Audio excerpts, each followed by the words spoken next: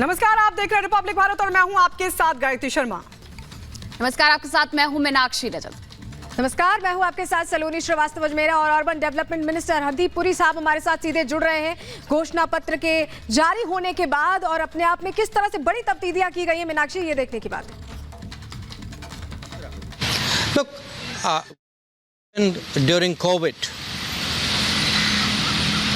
and what happened after COVID during Ukraine, in all these operations, in the difficulties which different countries went through, they found India standing by them.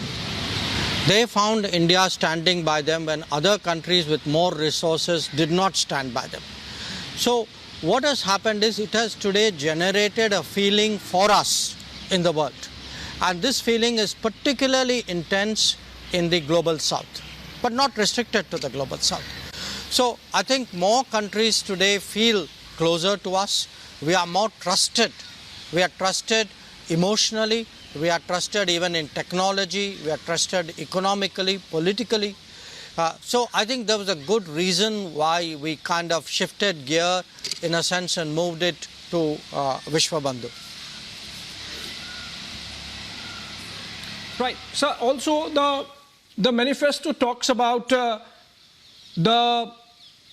through the Ministry of External Affairs, obviously India setting up Thiruvalluvar centers around the world, obviously. So the objective is that world's most ancient language gets some visibility around the world. Also, the manifesto talks about India certifying yoga teachers in some ways or starting some kind of certification. So in a sense, ownership of India's heritage and legacy. Taken together, the Vishwa Bandhu idea in more intense engagement, things like Thiruvalluvar centers, how is it going to be done in terms of over the next 5 years, Ministry of External Affairs getting more muscle, more strength? Are we going to see more missions being set up, the strength of the diplomatic corps being increased and India becoming more visible around the world through that?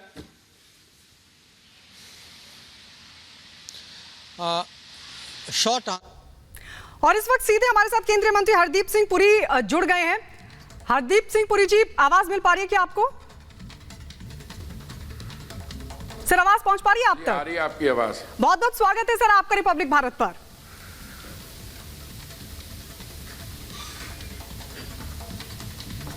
Sir, पहला सवाल तो यही है, क्योंकि एक सकारात्मक सोच के साथ आज प्रधानमंत्री नरेंद्र मोदी ने बीजेपी का मैनिफेस्टो जारी किया, जिसमें तमाम बातें कही गई हैं। समान नागरिकता संहिता लागू करेंगे, वन नेशन वन इलेक्शन का वादा किया गया है, देश में एक मतदाता सूची बनाएंगे, करप्शन के खिलाफ ठोस कदम उठाएंगे। लेकिन विपक्ष ये कह रहा है कि दरअसल जिन बातों का जिक्र किया गया वो सिर्फ इधर उधर की बातें हैं, इसका विकास से कोई लेना देना नहीं। कैसे आप रिएक्ट करेंगे?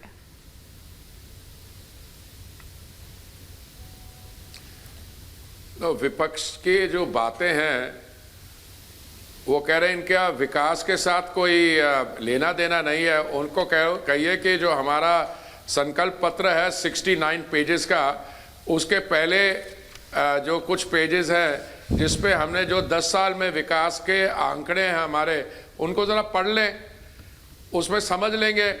हमने 10 साल में 4 करोड़ प्रधानमंत्री आवास योजना में आवास बनाए और लाभार्थियों को दिए। इन्होंने अपने 10 साल में 13 लाख बनाने की कोशिश की और उसमें सिर्फ वो 7 लाख बना पाए।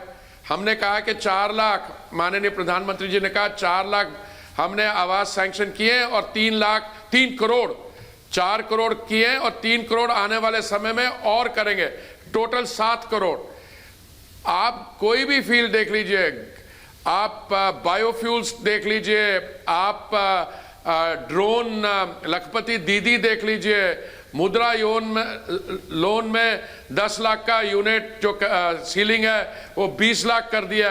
आप स्वनिधि स्कीम देख लीजिए, आप आयुष्मान भारत देख लीजिए जी। तो मुझे लगता है कि चुनाव के समय वो हमारे जो मशहूर चैनल हैं, आप जैसे रिपब्लिक भारत, आपके पास थोड़ा समय होता है तो आप ये जो विपक्षी दल है वो जो बातें करते हैं आप फेस वैल्यू पे ले लेते हैं, पर आप उसको एनालाइज करिए तो लगता है इनको खुद पता नहीं है क्या बात कर रहे हैं।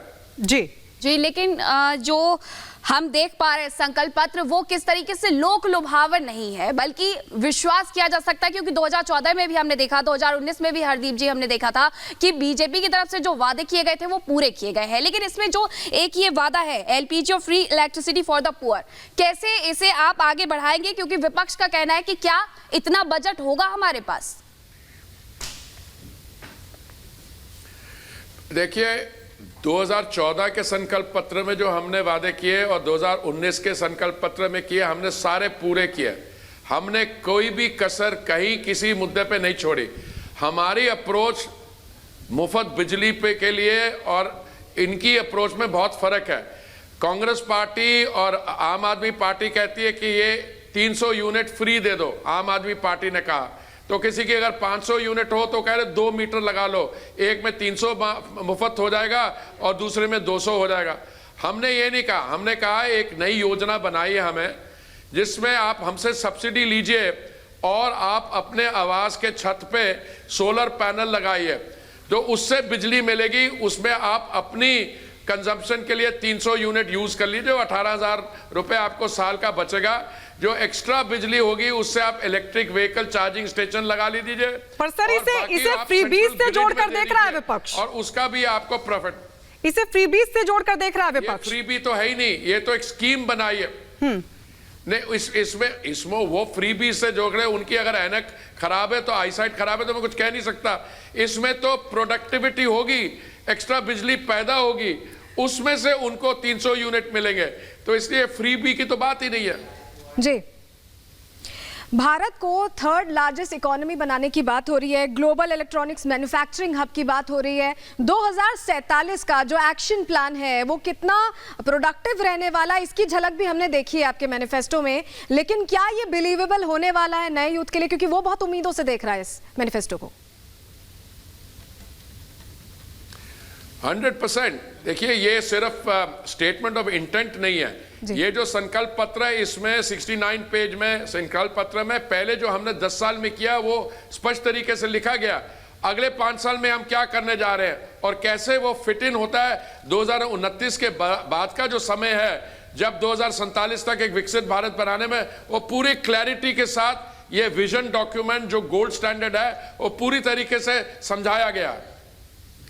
सर, एक बात और, जो ये संकल्प पत्र है उसमें हमने ये देखा है कि महिलाएं जो पुरुषों से पीछे चल रही हैं, उन्हें किस तरीके से बराबर लाकर के खड़े करने की योजनाएं हैं वो देखने को मिल रही है। फिर लखपति दीदी की बात करें या फिर इसके अलावा महिलाओं के लिए जो हॉस्टल के निर्माण की बात की जा रही है, यहाँ पर किस तरीके से ये ख्याल आता है कि महिलाओं को अब पीछे नहीं बल्कि उस आधी आबादी को पूरा हक देना है, और उसकी बात भी मैनिफेस्टो में पूर्णता कही गई है, प्रमुखता के साथ वो भी। देखिए, शुरू से जब से माननीय प्रधानमंत्री ने दिल्ली में दायित्व